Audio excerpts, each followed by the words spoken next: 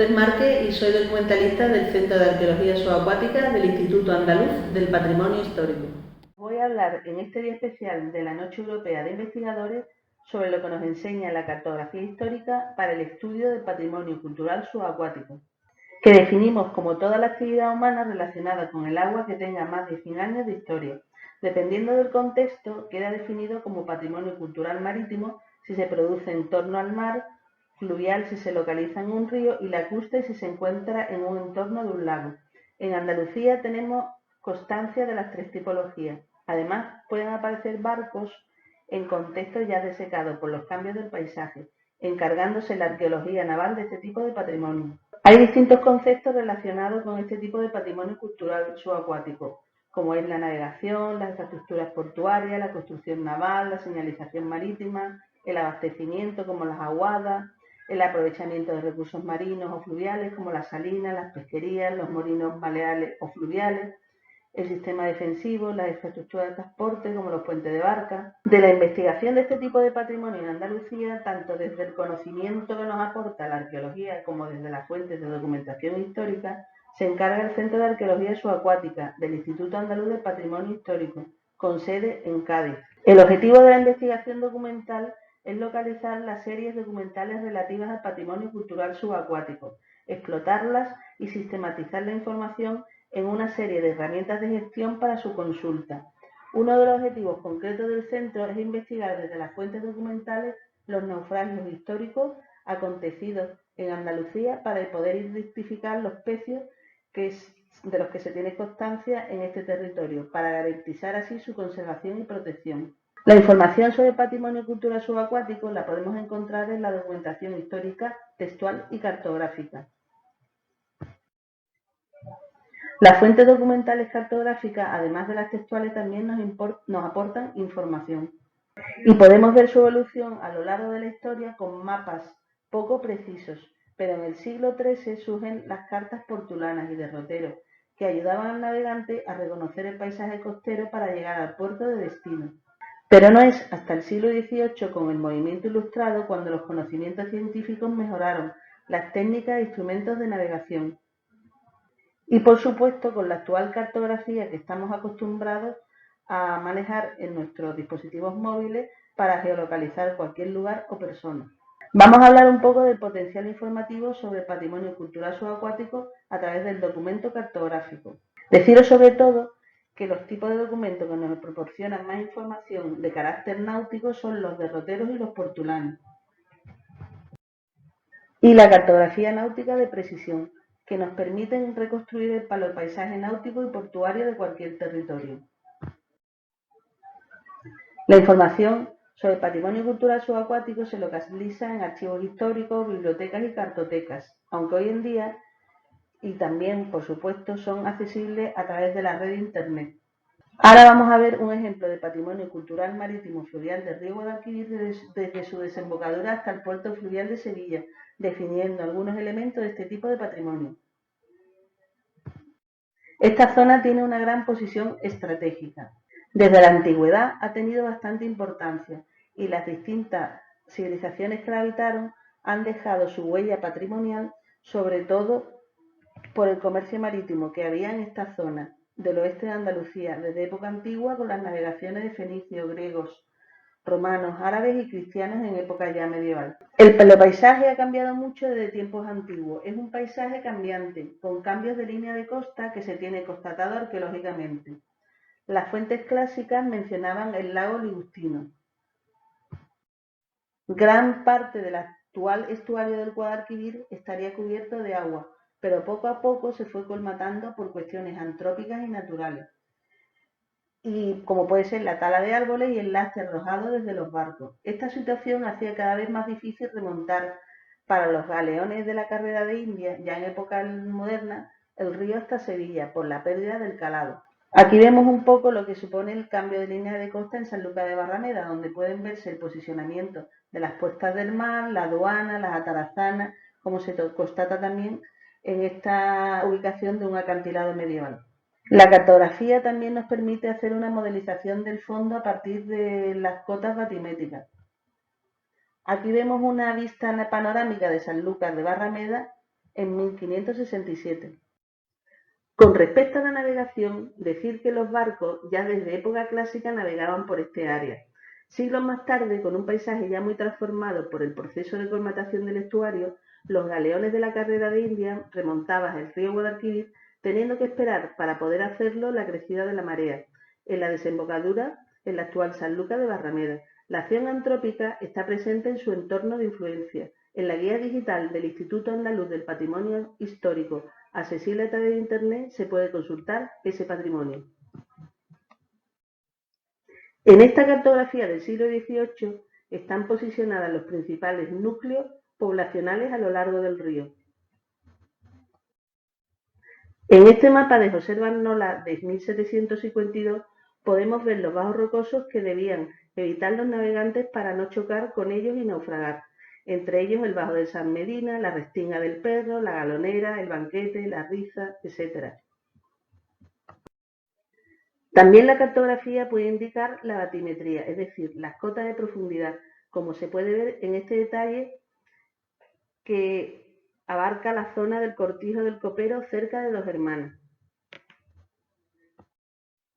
O podemos hablar de la entrada de los distintos canales que utilizaban los navegantes para acceder al interior de la desembocadura del río Guadalquivir.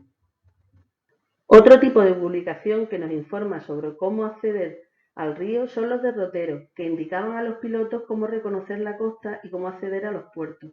En la imagen vemos un derrotero francés que le está indicando al navegante una enfilación para seguir el rumbo correcto para acceder a la zona de fondeo.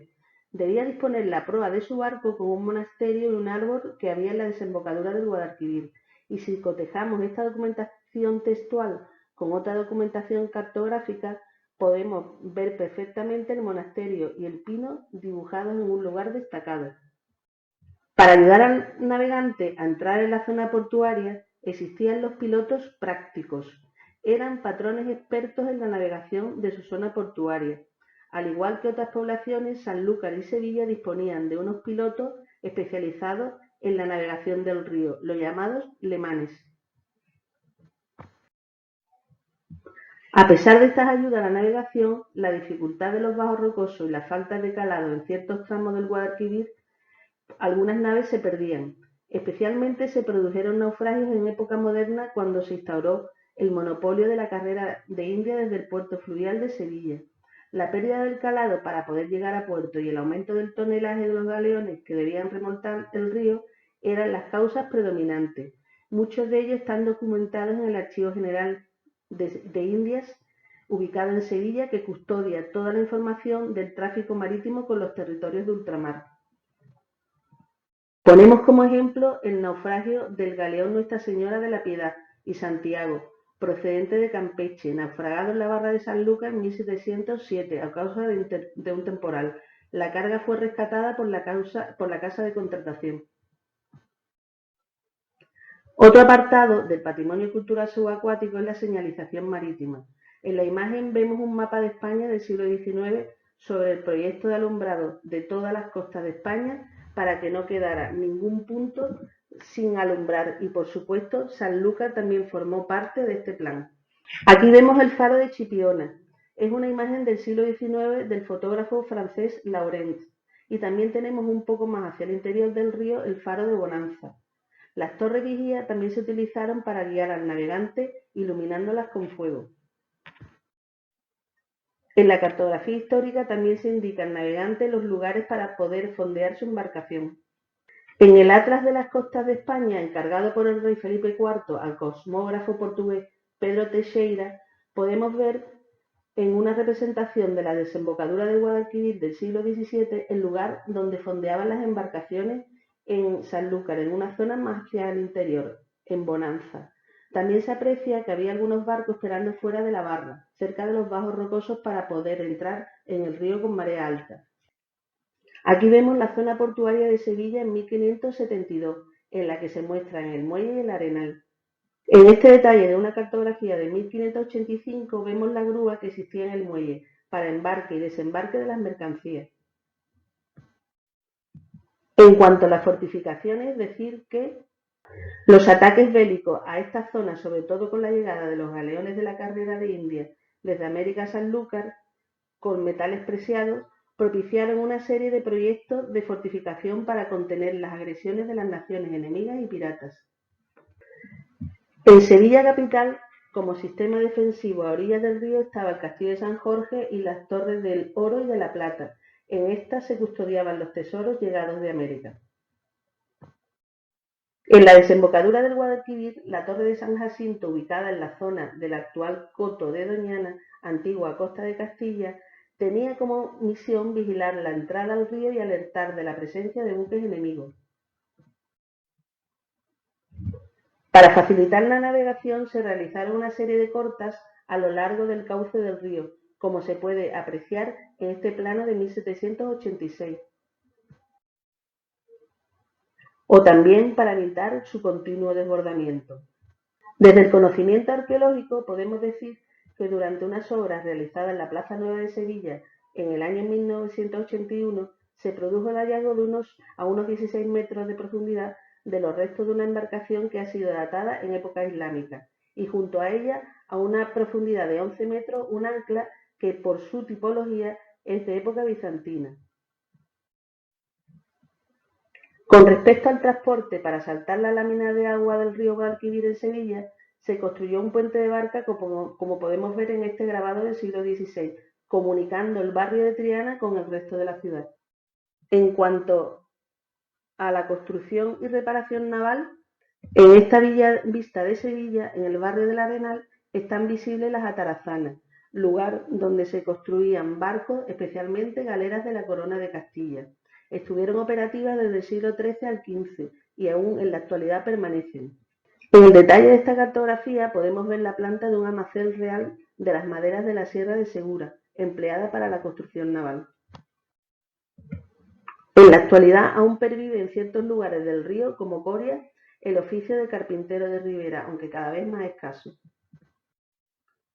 En cuanto al abastecimiento, decir que era fundamental para los barcos hacer la aguada, es decir, proveerse de agua. Los barcos en Sevilla cargaban el agua suficiente en los manantiales de Gelbe, que aún pervive en la toponimia actual, como podemos ver en este mapa, y cuando arribaban a Sanlúcar debían proveerse en la fuente del Duque de Medina Sidonia de la suficiente agua para llegar al siguiente destino, que era las Islas Canarias. En la costa entre Rota y Chipiona se situaba la almadraba del Duque de Medina Sidonia, donde se preparaban y almacenaban los atunes capturados. Una de las artes de pesca tradicionales que aún perviven son los corrales de pesca. Existen varios en la zona litoral entre Rota y Sanlúcar y cuentan con una figura de protección patrimonial por parte de la Junta de Andalucía. En este detalle de una cartografía francesa de la bahía de Cádiz de principios del siglo XVII podemos ver señalados los corrales del Duque, cerca de la población de Rota. Otro recurso marino son las salinas. En este plano de 1770 vemos representados las salinas de Poniente y Levante en ambos márgenes del río Guadalquivir, en la zona de su desembocadura. Ya dando un salto en el tiempo, pues la navegación a vela dejó paso a la navegación a vapor en el siglo XIX, y hay que decir que el primer buque de propulsión a vapor fabricado en España fue el Real Fernando, conocido también como el Betis, porque hacía la ruta de Sanlúcar hacia Sevilla. Se construyó en los astilleros de Triana en 1817 por la Real Compañía de Navegación del Guadalquivir. Otro de los buques que efectuaban el recorrido del Guadalquivir es el vapor Trajano, como podemos ver en este recorte de prensa del siglo XIX. En definitiva, es un amplio patrimonio cultural fluvio-marítimo que espera ser recuperado como parte de nuestra memoria y pasado, y que debemos conocer para proteger.